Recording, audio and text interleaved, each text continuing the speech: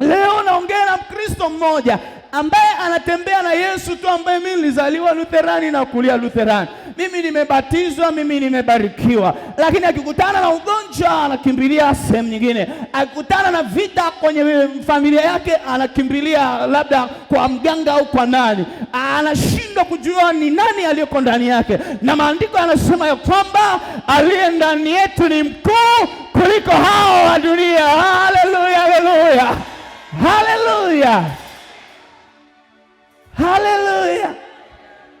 Kwa hiyo tunapoambiwa kwa habari ya Yesu kujifunua kwa watu, ni Mungu anataka watu watoke kuishi kwenye maisha ya kuchukuliana poa, kuchukuliana tu watu wa kawaida kawaida, kuchukulia Ukristo kama something light, kama kitu chepesi chepesi. Nataka nikwambie kitu kimoja, kuna nguvu ya Bwana iko ndani yako, imelalaga tu kwa sababu wewe haujaijua. Mtu mmoja siku ya leo nataka atambue ya kwamba iko nguvu ya Mungu ndani yake. Anapopita kwenye vita aseme, amka, nguvu za Bwana ndani yangu. Haleluya, haleluya.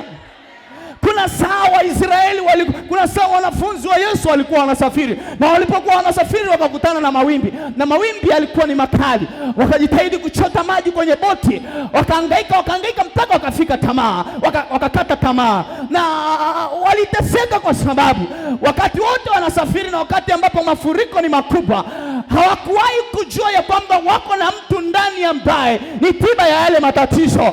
Ghafla wakakumbuka, wakasema ya kwamba Bwana mkubwa, kumbe umelala na sisi tunateseka hapa namna hiyo. Maandiko yanasema Yesu akaamka akawaambia, upepo tulia, upepo ukatulia. Kwa hiyo mateso walioteseka wanafunzi ilikuwa ni kwa kutokutambua wako na nani. Na mimi leo nataka niongee na wewe. Inawezekana unateseka kwenye familia yako kwa sababu hujajua Yesu aliyeko ndani yako ni nani.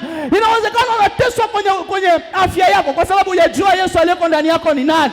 Unapofikia kukata tamaa, unakata tamaa kwa kutokujua ya kwamba uko na msaada ndani yako. Na mwaka huu 2026 Yesu anapojifunua katika utukufu wake, ujue kusema ya kwamba Bwana, mafuriko ni mengi, amka ndani yangu Bwana, amka utulize mawimbi, mafuriko ni mengi. Haleluya, haleluya.